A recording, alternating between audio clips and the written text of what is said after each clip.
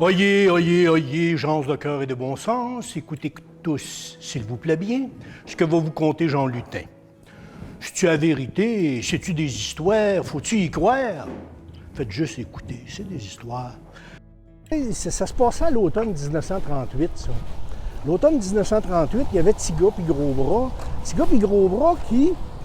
Tiga, en fait, c'est un petit vite, patenteux. Hein, puis il a toujours patenté toutes sortes d'affaires.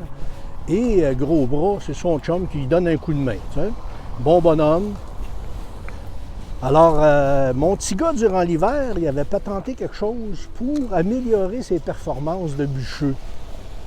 Alors, à l'automne, ils sont allés voir le boss, le contremaître, foreman, d'un camp de bûcherons. Puis, ils ont proposé de s'engager pour aller travailler dans le bois, bûcher. Puis, ce qu'ils ont dit au boss, ils ont dit, écoute, nous autres, à 2 gars, on va faire l'ouvrage d'une équipe de 6, garanti. Puis si on n'arrive pas dans la moyenne de tes équipes de 6, tu n'as juste à pas nous payer l'hiver, tout simplement. Hein? Comme il était travaillant, il était fort, il était dévoué, il était astucieux, le roi y avait confié plusieurs missions, puis il réussissait toujours. Puis non seulement il réussissait, mais avec éclat. Hein? Ce qui fait que ça revient chez eux, ça. La reine commence à dire au roi, ça n'a pas de bon sens. Regarde, petit Jean, il est tellement fort. Si tu le laisses aller, il va te défier. Il va vouloir prendre ta place, parce que c'était comme ça que ça marchait dans le temps. Tu sais. Le plus fort, c'était lui qui remportait, c'était lui qui était roi. Fait que la reine, elle voulait pas perdre ses privilèges de reine, fait qu'elle dit « Trouve-y quelque chose », elle dit « Ça n'a pas de bon sens ». Là, le roi, ouais, mais tout ce que j'ai envoyé faire, il l'a fait, puis il avait pas peur de rien, puis il battait tout le monde. Il dit « Qu'est-ce que... Hey! » Elle dit « T'es dans le lac en long avec un bedon? » Hé! Elle dit, un monstre? Le lac en long avec un bedon, vous connaissez pas ça, vous autres? Moi, j'ai grandi sur le bord de ce lac-là, le lac Aylmer. Il est vraiment fait en long, nord-sud, avec un bedon. C'est le lac long avec un bedon, c'est le même qu'il l'appelait. Fait qu'elle dit, envoyez-le là, elle dit, il y a un monstre dedans. Chaque fois que quelqu'un s'approche, le monstre les attrape, puis il les dévore, il les emmène dans les profondeurs, puis on n'entend plus jamais parler. Fait que c'est sûr, il va aller là, et le monstre va le ramasser, puis il va l'amener dans les profondeurs. On n'entendra plus parler, tu vas être correct. Ça fait que là, le roi appelle Tijan, il dit, écoute mon Tijan. À l'époque, voyez-vous, les gens, aujourd'hui, on entend dire, il n'y a plus de saison. Mais dans ce temps-là, il n'y en avait pas de saison. C'était toujours la même saison. C'était toujours à peu près comme le 20 novembre. Là, le ciel était sombre, lourd, c'était nuageux, de la grosse pluie. Et ce qui faisait que, les récoltes pourrissaient, les enfants étaient malades, le scorbut, la grippe, tout ce que vous voulez. Alors, tout allait mal dans le monde. C'était toujours la même chose. Le froid, l'humidité.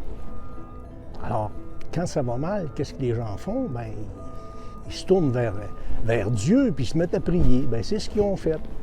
Fait que tout le monde était là, puis ils priaient leur Dieu, eux autres, que ce soit Jéhovah, que ce soit Yahweh, Allah, Dieu, ou appelez-les comme vous voudrez, Manitou.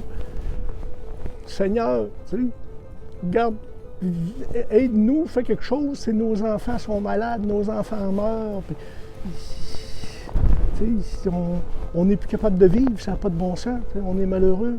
Aide-nous, Seigneur, on va faire tout ce qu'on a de possible pour te rendre gloire. Fait que le bon Dieu, lui, était assis dans son paradis. Puis le bon Dieu, ça, c'était un mélomane. Il était en train d'écouter un chœur de chérubins, c'était extraordinaire. T'sais. Mais là, qu'il t'entendait ces lamentations-là à travers, il dit, ça a bien du bon sens. Il dit, je les avais créés à mon image, mais je pensais pas que j'étais chioleux de même. Toujours est-il bien que... Il dit, c'est vrai. Il dit, tant qu'à faire, il dit, je suis aussi bien les aider.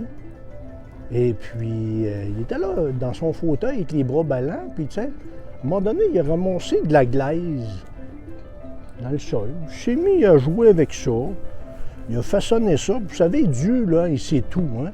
Fait qu'il savait très bien qu'une hirondelle ne fait pas le printemps. Fait que qu'est-ce qu'il a fait? Il en a fait 2. Tu sais, le lac, là, le lac en long avec un badon, il dit, il y a un monstre là-dedans. Il dit, ça fait des années qu'il est là. Puis il dit, il n'a jamais payé de taxes. Ça n'a pas de bon sens. Il dit, tout le monde, il faut qu'il paye la taxe. Il dit, c'est comme ça que ça marche. Il dit, l'égalité, tu sais. Il dit, je suis un bon roi, moi, je vais être juste. Fait que, il dit, tu vas aller voir le monstre, puis tu vas lui demander de payer la taxe. Fait que mon petit Jean part, puis il s'en va vers le lac en long, sur le bord du lac en long avec un bedon, puis « Hey, monstre! Monstre, qui c'est ici qui vient me déranger? » Là, c'est moi, ça. Là, il dit, je suis venu collecter la taxe. Il dit, ça fait des années que tu restes ici, que tu n'as jamais payé la taxe. Il dit, là, c'est aujourd'hui que tu la payes. Le monstre, il dit, voyons donc. Il dit, moi, payer la taxe? Il dit, tu penses pas. Hey, il dit, t'es baveux, mon mal, parce qu'il dit, moi, tous les gars qui sont passés proches, là, ici, il dit, je les ai amenés dans le fond du lac, je les ai dévorés. Il dit, c'est ça qui va t'arriver. Petit Jean, il dit, ça te donne rien de faire ça. Il dit, ta taxe, ça sera pas plus payée. Hein? Fait que, il dit, il va falloir que tu la payes pareil. Fait qu'il dit, t'es aussi bien de payer la taxe, le monstre, voyons donc. Mais c'était pas un monstre si monstrueux que ça. Il dit, je vais te donner une chance. Il dit, ce que tu vas faire, ce qu'on regarde, il dit, on va faire un concours. Puis il dit, si je gagne, je t'emmène dans le fond du lac puis je te dévore. Puis si c'est toi qui gagnes, je te paye la taxe puis tout va bien. Fait que c'est pas de problème. Il dit, qu'est-ce que tu veux qu'on fasse? Bien là, dans cette équipe-là, c'était le Grand Terrien. Le Grand Terrien, ça, c'était pas un gros grand comme un gros bras, lui, là. C'était grand, mais slim, tellement slim, on aurait pu voir à travers. T'sais. Mais il était chialeux, il remarquait tout, il chialait sur tout le temps. Fait que quand il revenait le soir au camp, tu comprends bien, qui c'est qui demandait? Le Grand Terrien se levait et disait, « Pis, boss, c'est qui c'est qu'il y en a le plus aujourd'hui? C'est nous autres, hein? C'est nous autres certains, hey, on a fait une bonne journée. » Là, le boss, il disait, « Non, c'est pas vous autres. C'est les petits gars de l'autre bord. Les petits gars de l'autre bord, parce que les petits gars puis les gros bras, eux autres, ils venaient de l'autre bord du lac. Fait que c'est les petits gars de l'autre bord. Puis mon Grand Terrien se posait la question, comment ça se fait qu'eux autres, à deux, ils viennent à bout de bûcher autant que nous autres? Un bonsoir. Il s'est dit, moi, tout bien finir par savoir qu'est-ce qui se passe. Il a entendu dire que le lendemain, le boss, il partirait parce que les grands boss, il l'avaient fait venir pour il y avait une réunion de boss à quelque part, tu sais. Ça fait qu'il avait envoyé des hommes le chercher au camp. Ça fait que le lendemain dans la journée, il dit à ses chums, il dit, écoutez, il dit, moi demain, il dit, je vais finir à moins tard. Parce que d'habitude, les gars finissaient tard. Ils finissaient trop bien tard. C'est pour ça qu'il n'avait pas le temps d'aller voir les chantiers des autres. Ils finissaient tellement tard, il faisait noir, il s'en allait direct au camp. Mais là, le boss n'était pas là, fait qu'il dit, moi, je vais finir à moins tard, puis je vais aller voir comment ça se fait que c'est toujours ces deux-là qui en ont bûché le plus.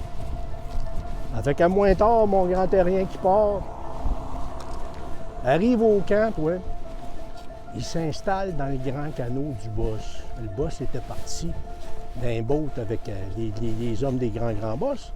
Fait qu'il s'installe dans le canot du boss, puis là, il se met à dire des prières. Ouais. Pater noster, qui es in celis, Ave Maria, puis tout ce que tu voudras, tu sais. Des prières en latin, puis des petits bouts en français aussi.